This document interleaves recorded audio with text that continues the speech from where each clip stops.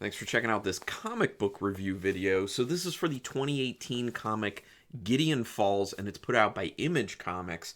Now this one in particular is written by Jeff Lemire, Andreas Sorrentino, and Dave Stewart.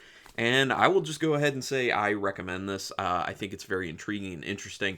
It's when it starts, it kind of seems like it's more of kind of like a character piece with a little bit of religion wrapped into it, and there is religion wrapped into it. Maybe a little bit of like a police procedural in there, but there is something else going on. So it's kind of a lot of things rolled into one. So it's not just one thing. So if you like a mixture, like a mixed salad of sorts when it comes to your genres, but yeah, it is horror though, which is why I'm reviewing it. Now, gotta give a shout out to my buddy Rich Smith, who turned me on to this comic. He had read it and he was like, I think you would like this one. And I think it was based off of Nailbiter, me really liking the comic Nailbiter, that he said that he thought I would like this one. And I do see a little bit of Nailbiter in it. So anyway, volume one, because I always do a trade for the review. Volume one is called The Black Barn. And the Black Barn is a very important thing within the comic. So, quick synopsis of this. Basically, it's about two main characters, and their stories are told separately, but I'm assuming at some point they'll come together in the story. But through 6 issues, no. But one character who is dealing with some mental health issues and is going through the trash finding pieces of something, but believes there's something else going on. And another person who is a kind of not the best priest, but, and I say that in the sense of like having had a kind of rough past, but has kind of gotten past that at this point, is kind of getting a second chance at their job and at life in a sense. So both of the main characters are kind of unreliable in different ways, or at least you kind of feel like they're unreliable in different ways. Now, that kind of helps add to the mystery of it, because the 2 point of views you're seeing from are kind of in question, at least for quite a while when you're reading. Now, that does kind of end up being settled to a certain degree for you once you're reading, and then you kind of understand, oh, I can trust this person or I can't trust this person. So, or at least their perspective on things. So, yeah. There's a segment before the title page, which I think generates a good amount of mystery. This is kind of like the, opening scene to a film before they do the title or the opening credits, if, they're doing opening credits at all. But yeah, it does kind of hook you in. It does kind of create this mysterious feeling of what is really at play here? What is this story? So, I did not say that basically the two characters are experiencing the Black Barn in essence. Like, they're kind of getting these views of this thing called the Black Barn, and they both start looking into it. So I don't want to go any much further than that, because that would give away a lot of the fun and important stuff about the story. So yeah, check it out though. It's very interesting. The art style has a lot of scratch textures to it, and the colors are very, very drab. There isn't anything that's very vibrant except for, well, there's one portion in the 6th issue that has a bunch of vibrant stuff. It's a little bit trippy. And whenever there's blood, red, it is the most vibrant on there. But this kind of like drab color with the scratch marks, it kind of really helps to give it more of like a dark and gritty feel. So it really helps with kind of building and maintaining atmosphere of the story. So that was smart.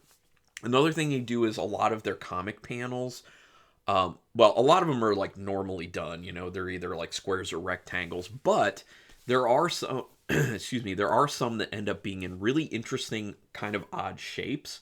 But if you pay attention, the shapes tie into what's going on with the story.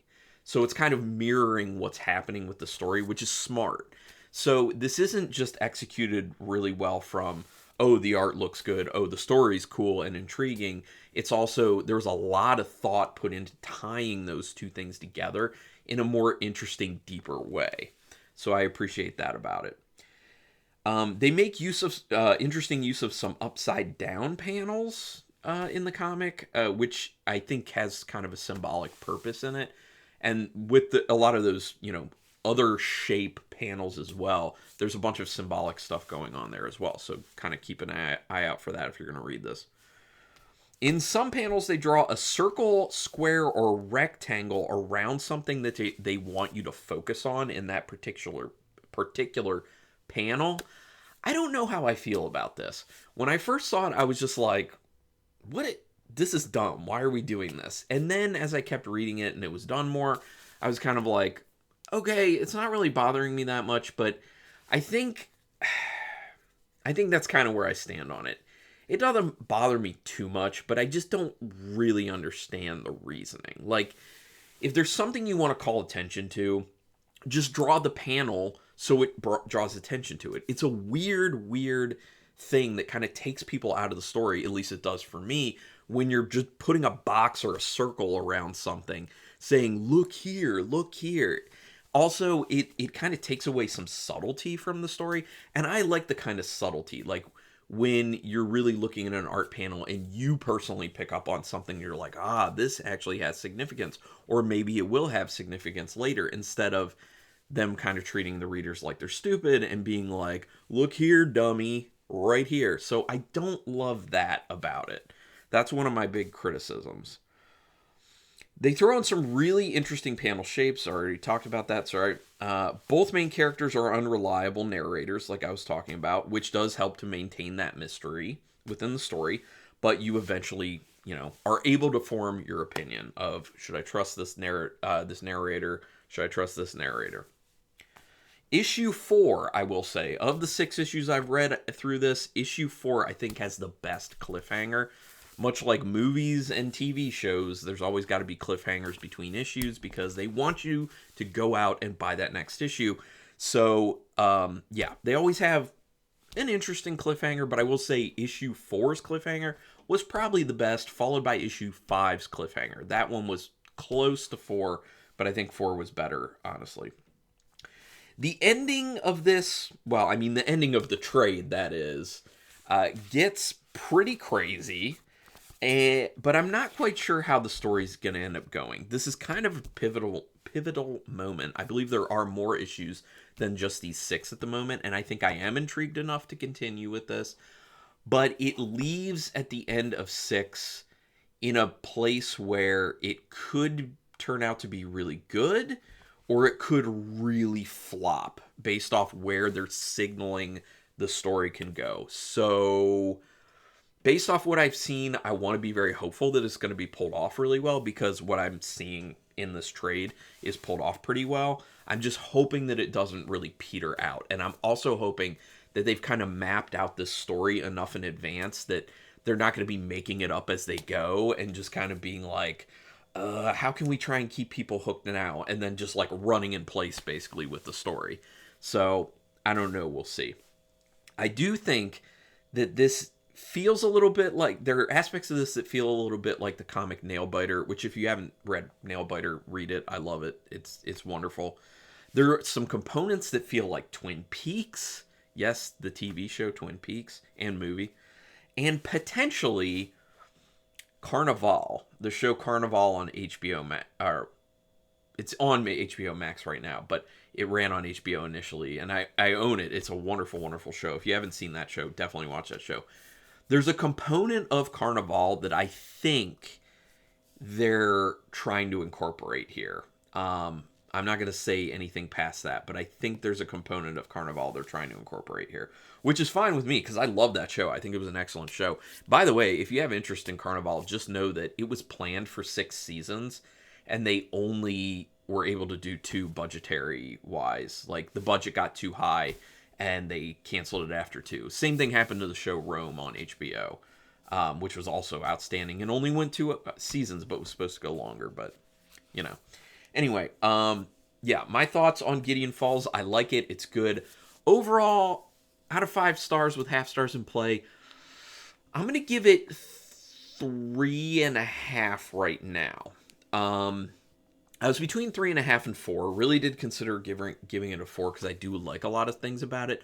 But the story, I just don't know. I just don't know what we're going to end up with the story. So it's hard to see where they're really trying to go, which can be a very good thing. But yeah, I mean, yeah, 3.5 stars. But I enjoy it and I do recommend it. So if you've read this comic, and if you've read past episode, I'm so used to talking about shows and movies. If you've read past issue 6 and you want to comment, just make sure you don't say anything that's spoilery, because I do want to, read the rest. But we can talk spoilers in the comments through issue 6. So if you want to talk about, did you love it, did you hate it, are you in between, your thoughts, go ahead and put it down there. But also do me a quick favor. Hit subscribe if you can. And you can. It's quick, painless, costs you no money, and it serves to motivate me to keep doing this, because at this moment when I'm doing this, I'm not making money doing it or anything. I'm just kind of doing it for creative outlet and to build kind of a nerdy horror community here so we can get nerdy about horror, because that's what I like to do in my life. And comments are great, and the subscribes keep me motivated, so please consider doing that. Also, hitting the notification bell button really helps me out as well. I am planning on doing more comic book reviews for horror, obviously. I have a bunch lined up. I have Ice Cream Man, Sandman, Outcast, Revival, potentially. I think that's it at the moment. But there will be more. I didn't quit. I know it's been a long time prior to this one, but I'm going to try and put them out a little more regularly. But anyway, thank you everyone for taking your time to check this out. And until next time, keep it brutal.